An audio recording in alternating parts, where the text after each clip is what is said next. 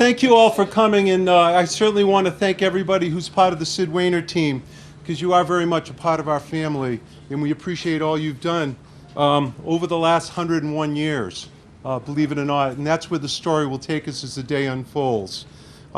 First, I'd like to start by welcoming our recognized officials, Mayor Jon Mitchell, newly elected as of a couple of days ago.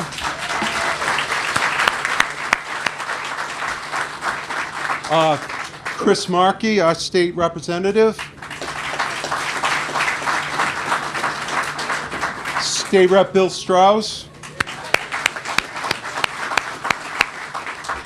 Danielle Allard from Robert Kazera's office, State Rep. Antonio Cabral. City Councilor Brian Gomes. Brian's been very instrumental to all we did, and I also want to, I especially want to thank Henry Bousquet. Henry represents Ward 3, which we're in, and he's gone beyond the call of duty to make this happen. So thank you, Henry. Sorry you couldn't make it. He's actually teaching kids at New Bedford Voc, which is for him. I also would like to thank the Chief of Police for joining us today. Thank you, Chief.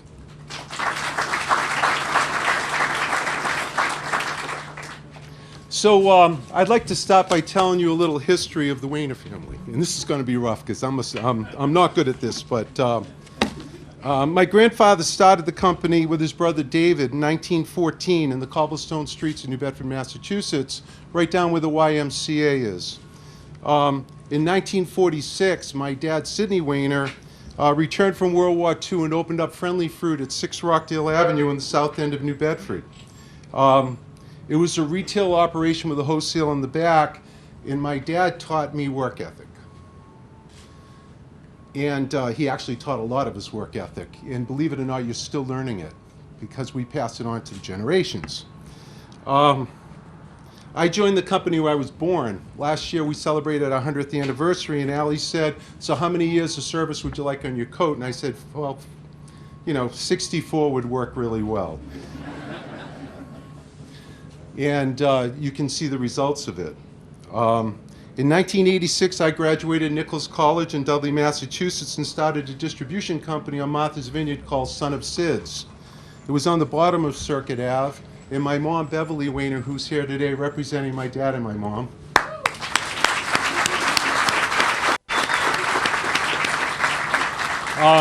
She lived on the vineyard for 10 years, so the vineyard is kind of my roots, and it's where I went out to learn the business, because it was the place where I had to do everything myself, and the big thing is to learn how to solve problems. And this is a multitude of problems that's resulted in a wonderful thing. In 1973, we bought the property. I was getting off of a flight on Yellowbird airplane into New Bedford, Massachusetts. I was visiting my roommate from college in Caracas, Venezuela, where I learned so much about farming and tropicals. And we went through all the jungles of South America and visited farms and fields and saw them climb cherimoya trees. And it was just a fabulous experience learning how that part of the world worked. And it was a hell of an education. I got off, and my dad was standing here with my brokers then, Howie and Jack Goodman, who are both deceased, unfortunately. And they brought me over to this building that you're looking here, and it wasn't the plaza, it was just the building. And they handed me the keys and said, you got 1 month to open up a retail store called Friendly Fruit. We didn't have a lot of money. So I went next door to the machine shop, and I fabricated some tables, poked some holes in them. We went down to the fish fair, we bought some ice, we piled a bunch of produce in it, and we opened up the front door. At that point, Tom Furtado, who's been with me for 41 years now, and we've been through everything together. Tom?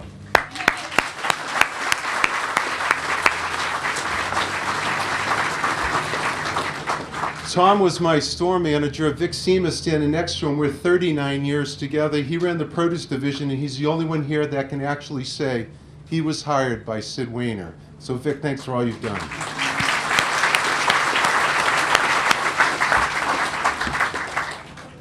So we continue to operate Friendly Fruit in the South End, and we opened up Friendly Fruit in the North End, 2301 Purchase Street. In 1975, we built the shopping plaza, and we opened up Henry's Meat and Deli. What an experience that was. I learned how to sell turkeys 30 cents a pound less than what they cost me and still survive. It was quite a challenge. In 1975, we had a gas explosion in downtown New Bedford. It was minus 12 degrees and Union Tobacco Company blew up. My Uncle Julius Portnoy and my Aunt Betty Portnoy ran that thing their entire lives. And it was a disaster. There were 30-foot flames coming out of a building and we didn't have gas in the building. It was a terrible experience. My dad was partners with my Uncle Julie, and we moved the tobacco company up to the red building you're seeing to your left. Well, I learned a lot about politics in that experience. It's minus 13 degrees, it's a 30-foot flame coming out, and standing next to me is Mayor Jack Markey saying we got to get this thing out so we can get the records out of the fire. That taught me about politics. That taught me a lot about people. The other problem with running a tobacco company is you have a great debt to the state of Massachusetts because of all the stamps, those little stamps that are on the bottom of your package of cigarettes. Well, that's where Senator Biff McLean came in, because Biff made sure that Union Tobacco went on. Well, I found my Uncle Julie at one of my best friends, attorney Sheldon Friedland's office, crying that he lost the business. And Sheldon's been by our side since I was born and continues to be. So thank you, Sheldon.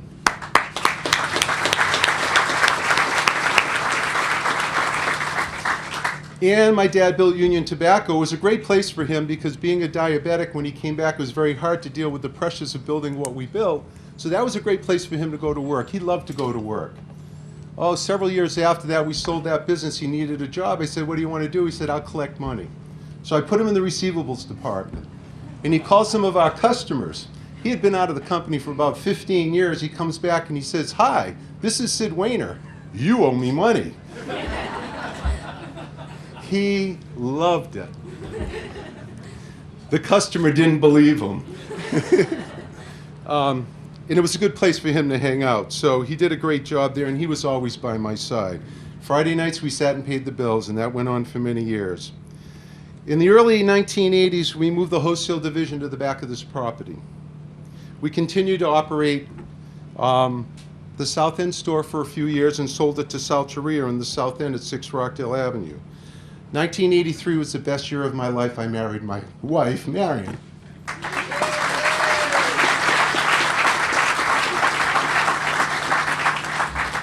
The whole food scene in America was changing. I took Victor and Tom and Marion, and then I had 2 little kids, and we went to California, and I rented a house for a month, and I brought my people out there, and we went to California, and we learned about farming. We learned about yuppies. We learned about University of Cal Davis. We learned about soil studying and topography and water and the whole environment and how the whole thing worked. I was part of the formation of the organic movement in America, and I saw it move to Mexico. We were part of that too. It was the organic yuppie movement. It was organizing small farms and planting crops. It was connecting with producers and growers all over the world. And we did it, one item at a time. Freight and transportation changed. The varieties of produce that became available doubled and tripled. There was a new food trend taking place. Marion and I traveled around the world connecting with farmers and producers. And the one thing that everybody shared, I did a lecture at Purdue. It was probably one of the most exciting moments of my time. And I had 1,000 students there, and I was talking about the passion of our industry. And I can't tell you how much came back that was good from that, because the one thing, we could be in Japan at a royal tea at my soy maker's house, and he cut down the front tree of his yard and put it in his living room. Or when I took Marion and my children and we traveled and we met all the families of my producers all over the world. In Italy, they closed the town and had a parade for us. We sat on the mayor's steps. We had truffle dinners with the kings of all the different chapters of the different parts of the food industry. And the one thing that I can tell you, be it a farmer, a producer, a grower, a chef, It's all about the passion that we all share. And it's been an amazing ride. In the early 2000s, we bought and operated our own Jansen Valley Farms in Dartmouth, Massachusetts, and we were the first in America to restore Brownsfield across the street and teach people how to grow something in a city where nothing grew. It's been an incredible success, and it continues to be. We have supermarkets in America that want us to grow living things that their customers can pick in the stores. They really still want to be connected to the dirt and the soil and everything in who we are. Since then, thanks to all of you, I mean all of you, we've succeeded to build a broad distribution network, sourcing the finest produce from the finest producers in the world, supplying the best chefs with the best ingredients in the world. Many of these chefs have traveled here to New Bedford. We've had TV shows nationally. We've had American Heartland come here and do a story about us and talking about maybe next year New Bedford could be the next culinary capital of the world. And it's becoming that. For my salespeople, many of you have been with me for over 20, 25 years. You've seen these people come. I wanted to bring a list, but I didn't. But when you read about Alice Waters and some of those people, they've all been here. They've cooked, they've planned their menus, and they plan the food of the future of the world. Right here at 2301 Purchase Street in New Bedford, Massachusetts. Pretty cool.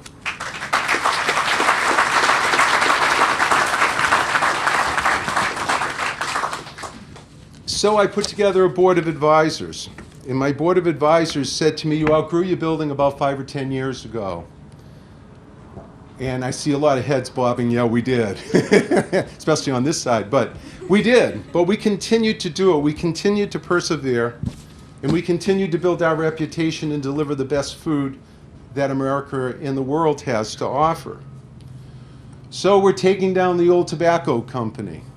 That was a rough one. That took me about 3-4 years to admit to want to do that. We're building approximately 60,000 square foot building. We applied for some tax financing, and many of the people who are here had a lot to make that happen, which was vital to the future of the endeavor. We told them we were going to hire 10 new employees over the next 5 years, and we've hired 17 new ones since July. So I think we nailed that number real good.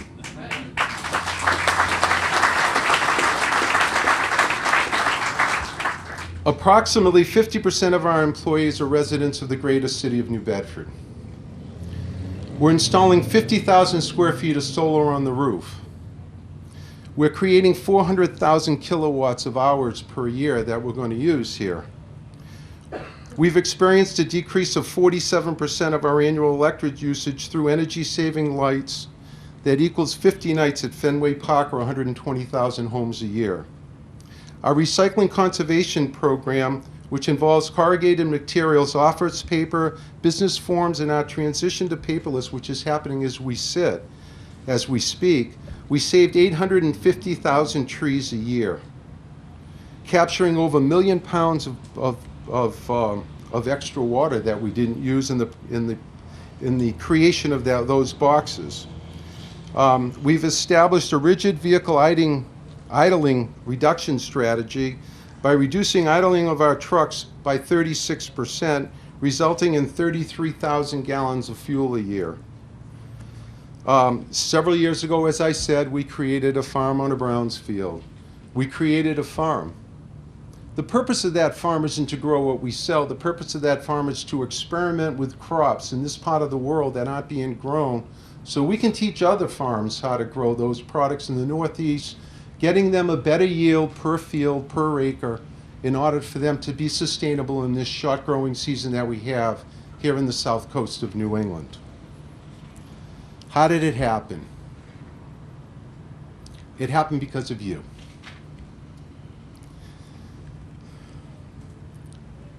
Breathe. It doesn't say that on the paper.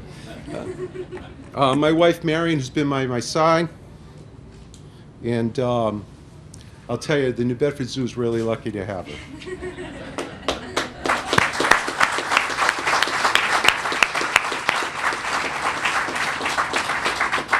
My son Andrew, my daughter Jamie. Jamie's out on the West Coast building up some business for us. She's responsible for our sales west of the Mississippi. My daughter Sarah, who's up at Amazon today working for them, but we're trying to get her home. And our newly appointed executive vice president, my daughter Allie Wiener.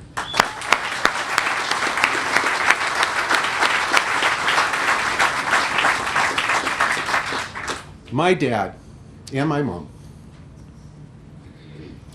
This one's rough. My father-in-law, Hy, and his wife, Carol.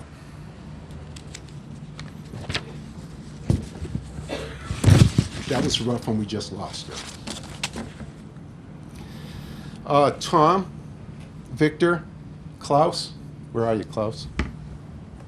Klaus Nygrad, my CFO, and he's really, a lot of this had to do with him. Thank you.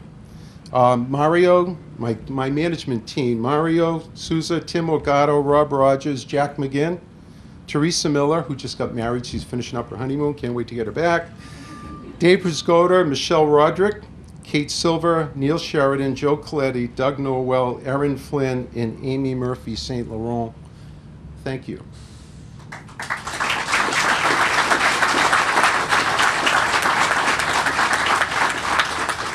Last night, because I didn't sleep much knowing that I had to do this today, I was thinking about that list, and the first 9 or 10 people have been with me forever, and the last few we've gone outside the company to hire because the company is starting to spread its wings, and in spreading its wings, we're looking for the best people that can help us build this company, because we're going to have a big building to fill, and we got to turn the product out of it. So we have a job to do. I want to thank Monica Cura.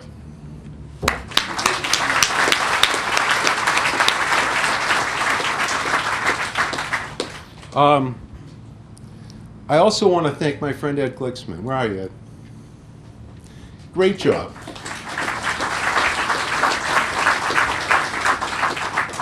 Ed's been listening to me whine since we were 2. And he's been a great advisor, so thank you, Ed. I want to thank Stuart Miller. Stuart's not here today. He was going to be, actually. He gave me some great advice, and he was a shining light.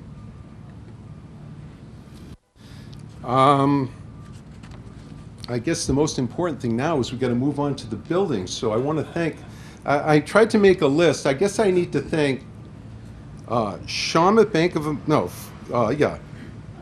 Shawmut Bank, Boston, Fleet Bank, now Bank of America. Did I get that right? You know, there's a couple of things that you want to remember when you're in business. One is don't change banks and keep your electrician and refrigeration guy happy. So thank you very much. Kevin from Daycon, you here? Okay.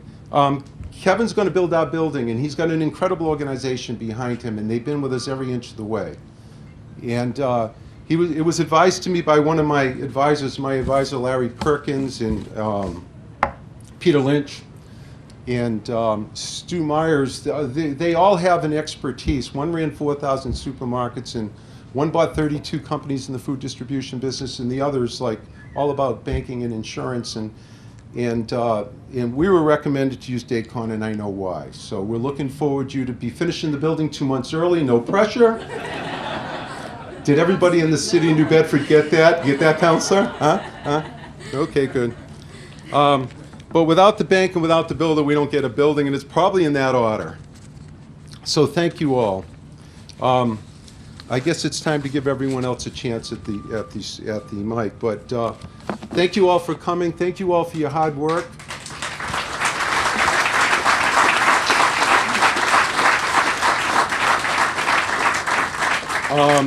You know, we couldn't do this without the city of New Bedford and the city council and Henry and all that you guys have done for us.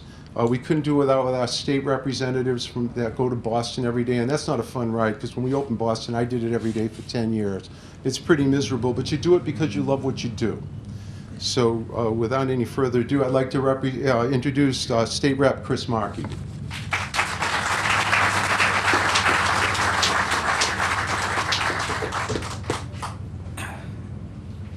Quite frankly, I don't know why I'm the one who's standing up here, but I do want to at least say thank you to Tony Cabral, who's here, and Bill Strauss, who's here, and I know Bob Gazzera, who assisted in trying to get that they call the TIF, to try to get some incentives to make sure that this happened. But I do want to comment on a couple of things that Henry said. One is he mentioned my father, and I remember that night. I remember that day waking up and him coming back in the morning, and for the first time I saw my father upset. And it took a toll on him. And it wasn't until just now that I realized why it took a toll on him. If anyone knows my father, he's been smoking since he was 14 years old, and when the tobacco company blows up, it's a real problem.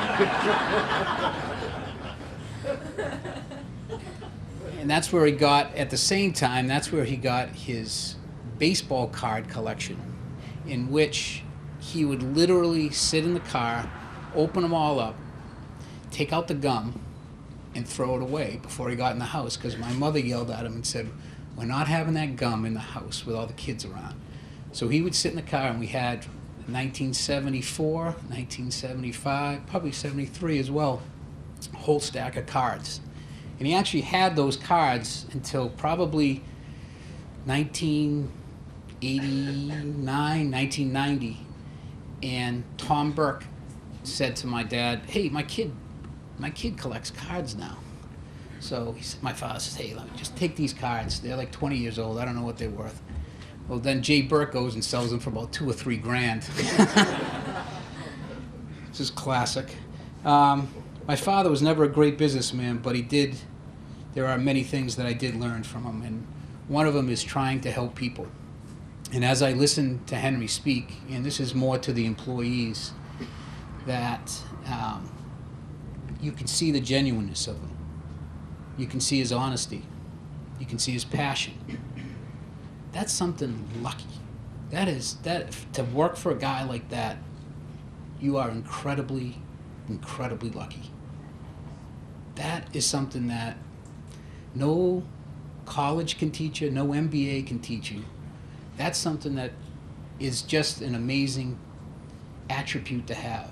And I think when you were to ask any of these employees, the respect that he has, and the fact that this is a family-held, tight-knit group of people who run this business for such a long period of time, it speaks volumes of his honesty, his integrity, his compassion, and his love for his work.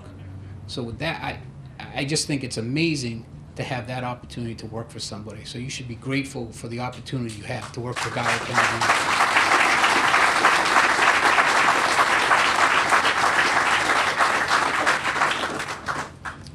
And just two other quick comments on somewhat of a lighter note. As you see, Mayor Mitchell now is no longer wearing a tie. He won election 48 hours ago, so he thinks he can do whatever he wants for the next 2 years.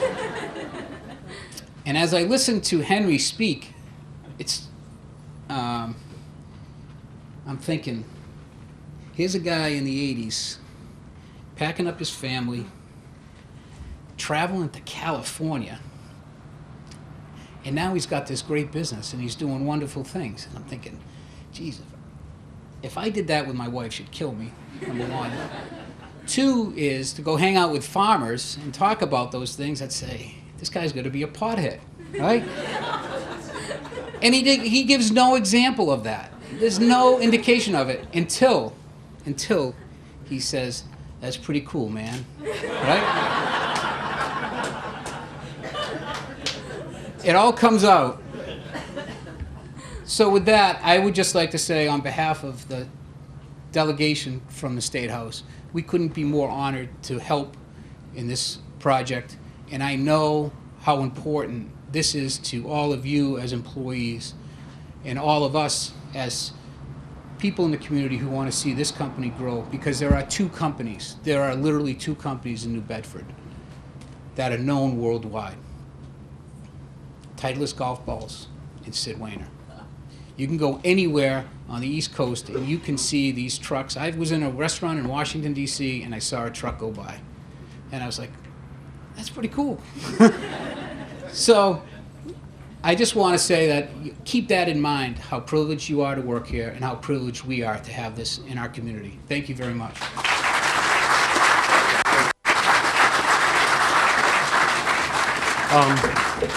I think of my children, and then I think of our really good friends, Paul and Donna Downey. And Paul's given me some guidance through this process. And Justin, his son, was very involved in helping all this happen. So thank you. Also, we couldn't have done it without Maria Marisco at the Mass Office of Business Development. It's nice to know the state helps us and you're behind us. Thank you very much.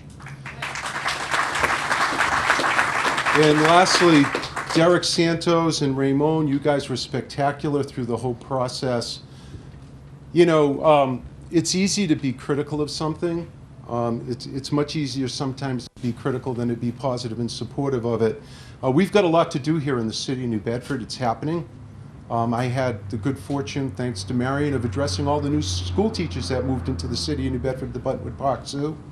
The gentleman that's about to stand up and talk to you has been instrumental in fixing a school system that really was in trouble.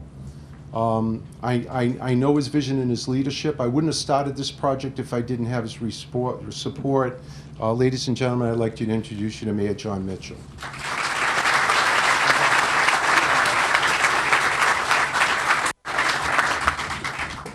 So, yes, I'm not wearing a tie today.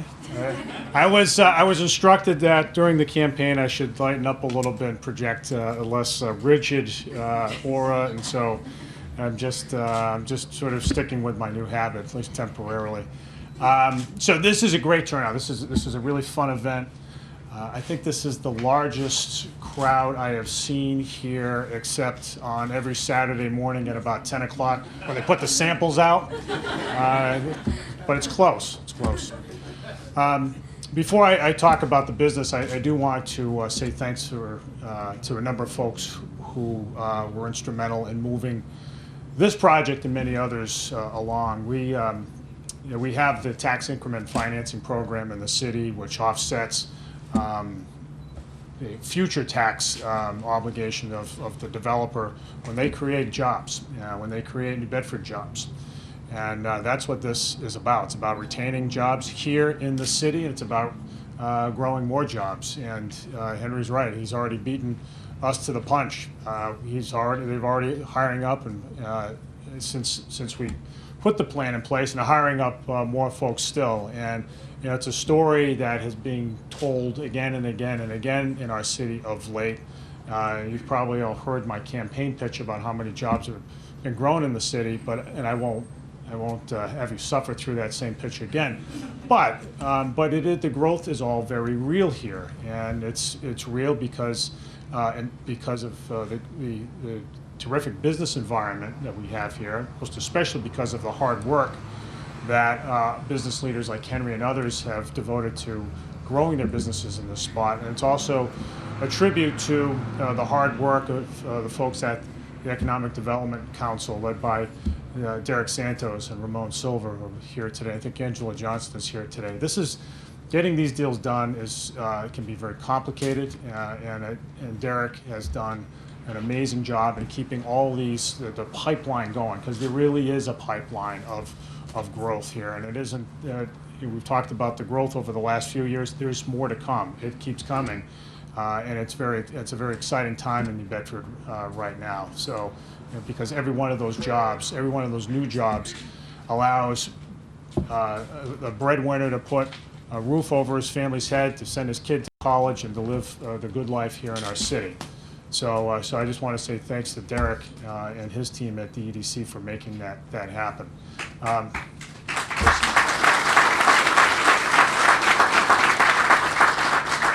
The municipal TIF program is also something that the New Bedford City Council supports, and it does so not in a rubber stamp way. We don't rubber stamp projects. We give every one of them an exacting review, because when it comes to tax dollars these days, we have to watch every penny. But we also know that we're about job growth here, and I want to thank Brian Gomes, our City Council President, and the rest of the City Council for their support of this project. Brian knows exactly the role of this business in the community and growing jobs, and Henry's commitment to providing jobs, not just for anybody, but particularly for New Bedford residents. So Brian, thank you for all of your support along the way.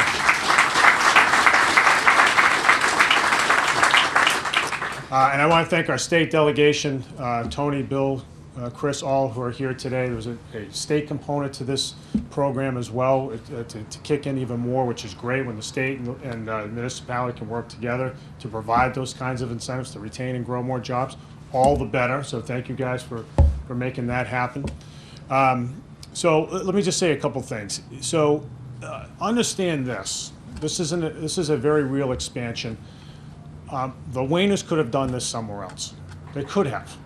They could have decided that it's in their business interest to do it somewhere else on a green field, somewhere next to a highway, because those options are there.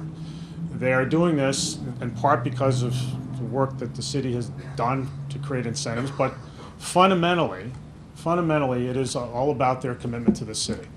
So when Henry says we've been here for 100 years, we want to stay here, he means it, and it isn't for him just empty rhetoric. For him and for Marion, they are rooted in this place. They care about its future deeply, and they are invested in it in every sense of that word.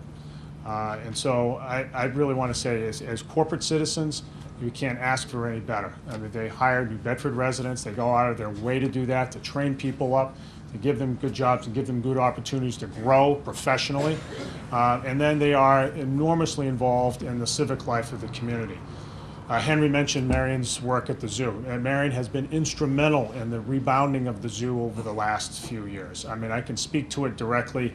If there's something the zoo needs, I know about it almost instantly. Yes, John, we need to talk about the zoo. But that's perfect. That is exactly that kind of approach, that kind of an initiative, that kind of assertiveness we want to make contagious in our city, because the more it comes from everybody else, and not just the mayor's office, and not just from other elected officials, but the more that I can, as the mayor, step back and just support really positive initiatives in the community, the better off we'll all be. And Marion Wiener and Henry Wiener exemplify that in everything they do in business and with the zoo and everywhere else. And there's a long list of things that they support. So great corporate citizenship. The other thing I just want to say, just in closing, I don't want to go on for too long. We want to get to those shovels before it starts raining. It's this, Chris touched upon it. There is here at this business a commitment to excellence that Henry spelt out in some detail. I mean, Henry does like to say, many of you have probably heard this, I'm just a guy who owns a fruit stand, right?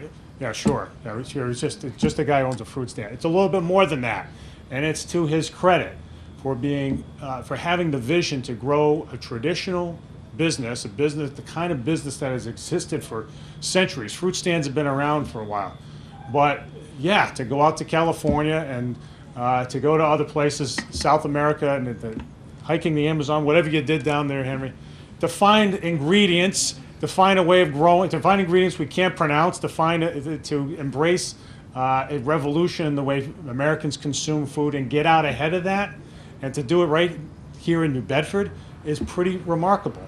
And the reason why they've succeeded, the reason why we get all of us who are, whether in New York City or Washington or Chicago or wherever the other trucks go, all of us get such a charge out of the fact that, oh, there's a Sid Wainer truck, and we want to run out of a restaurant and say, hey, I'm from New Bedford too, do all that, because many of us have had that urge, because we're so proud of it. We're proud of it because there is, not just because it's become a famous name, but because there's a commitment to excellence, and that's what we want to cultivate in New Bedford. It's Joseph Abboud suits, it's Titleist golf balls, it's ABC disposal. Mike Camara's doing some amazing things.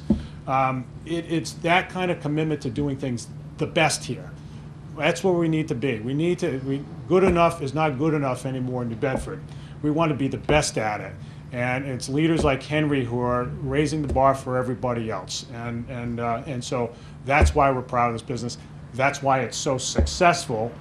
And that's why it'll continue to be successful here and benefit the community for years to come. So this is a big day. thank you for all of your support. And I want to thank, more than anybody else, I want to thank the Wainers for all they do for us. Thanks, guys.